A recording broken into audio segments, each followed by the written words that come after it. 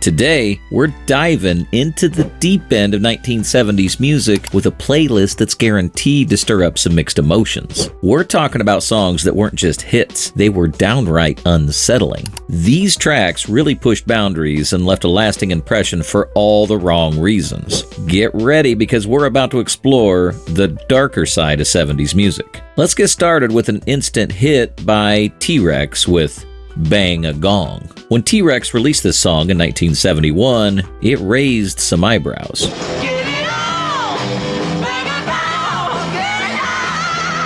The song's overtly sexual lyrics were hardly subtle, a bold move for its time. But hey, it was the 70s, and boundaries were there to be pushed. T-Rex, led by Mark Bolan, became pioneers of glam rock, a genre known for its mix of androgyny, rock, and a whole lot of glitter. Bolan was as much a fashion icon as a musician, strutting around in sequins while playing raw, gritty rock tunes. The band's success came with its fair share of criticism, with many dismissing glam rock as a fleeting trend. But Bolan didn't care, and that rebellious attitude came through in his music. Fun fact: Bang a Gong was actually renamed for the US release because the phrase "get it on" was deemed too suggestive for American audiences. Can you imagine a time when that was considered racy? Makes today's lyrics feel like child's play, doesn't it? Next, we have Lobo, begging for affection with "I'd Love You to Want Me." This seemingly innocent love song took the airwaves by storm in 1972. But if you dug a little deeper into "I'd Love You to Want Me," you'll find a rather unsettling undertone.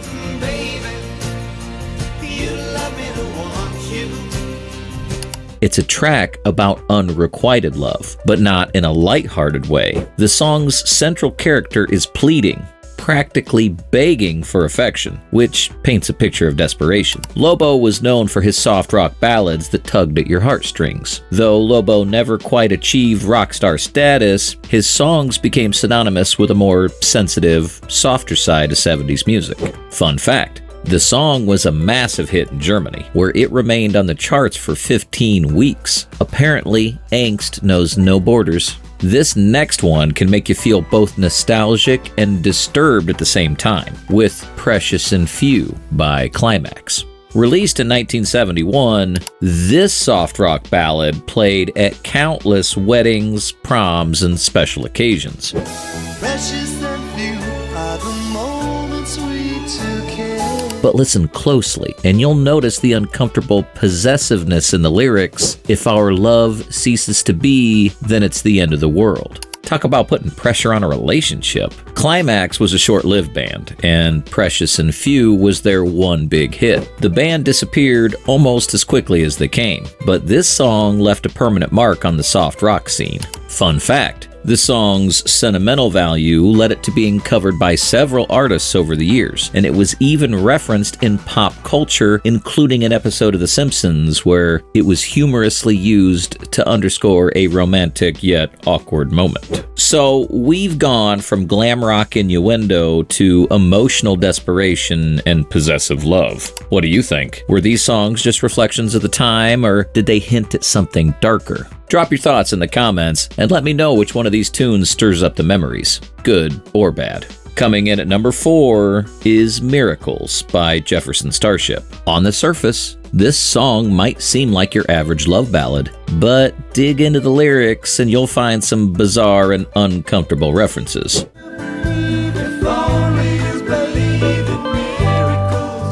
Released in 1975, the song talks about miracles in the context of sexual experiences, making it one of the more explicit soft rock songs of the decade. Jefferson Starship was an evolution of the iconic 60s band Jefferson Airplane, and while the Starship version leaned more toward mainstream rock, they retained that rebellious edge. Led by Grace Slick, Jefferson Starship wasn't afraid to tackle controversial subjects. Fun fact: the original version of Miracles was even racier, but the band had to tone it down for radio play. Even in the 70s, there were still some lines you couldn't cross, at least on FM radio.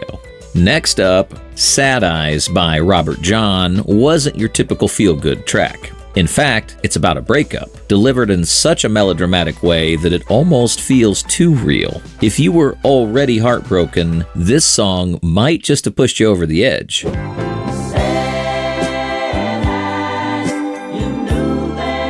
Robert John had been around the music scene for a while, achieving moderate success, but Sad Eyes was his biggest hit. A child prodigy, he had his first chart-topping single at the age of 12, but it wasn't until his adult years that he found true fame. Fun fact, Sad Eyes was the last #1 hit of the 1970s, a sad, bittersweet end to a decade of revolutionary music, don't you think? Another somber ballad was Feelings by Morris Albert. Released in 1974, this song is often cited as one of the most over-the-top emotional ballads ever.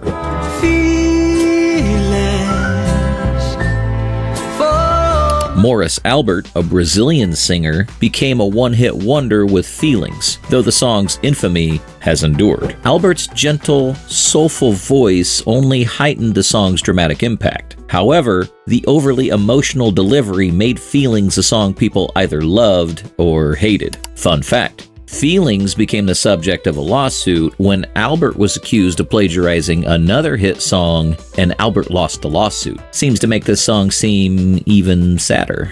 From explicit miracles to tearful breakups and emotional manipulation, what's your take on these softer but still disturbingly intense songs? Share your memories and opinions in the comments below. Were these tracks the soundtrack to your emotional highs and lows, or did they just make you cringe? Next up is a disturbing and tragic story of young love with Run Joey Run by David Geddes. The song tells the story of a young couple, Joey and Julie, caught in a Romeo and Juliet style situation where Julie's father ultimately shoots at Joey but actually hits Julie.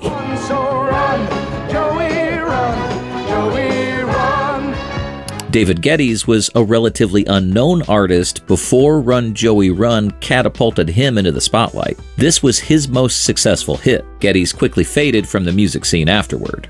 Fun fact, the song's plot is so melodramatic that it's become a cult favorite among fans of 70s music. It's often referenced in parodies and pop cultures as one of the most ridiculous yet memorable tracks of the era.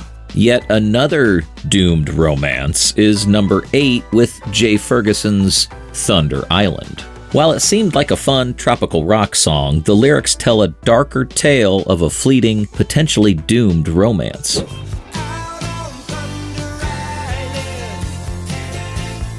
There's something almost sinister about the way the romance unfolds, leaving listeners wondering if the woman was real or a figment of his imagination. While the song became a staple of late 70s rock radio, Ferguson's solo career never reached the heights of his band days. He later transitioned to composing music for TV and film, proving his versatility in the industry. Fun fact, Thunder Island became so popular that it was featured in an episode of The Simpsons, cementing its place in pop culture history.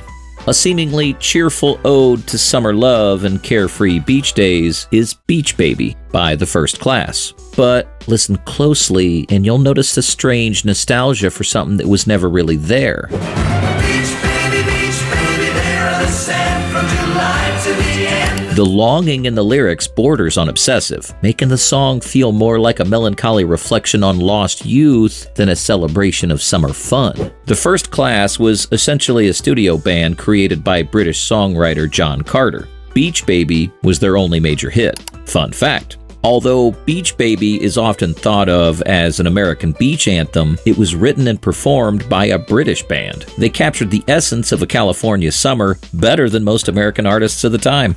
And lastly, at number 10 is Telephone Line by Electric Light Orchestra.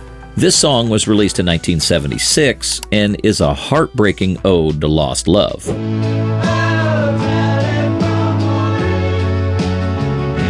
The song's leading character is left waiting for a phone call that never comes, capturing the loneliness and frustration of being ghosted, long before the term ever existed. Electric Light Orchestra, led by Jeff Lynne, was known for their fusion of rock and classical music. Telephone Line showcased Lynne's talent for blending orchestral elements with rock, creating a sound that was both epic and deeply emotional.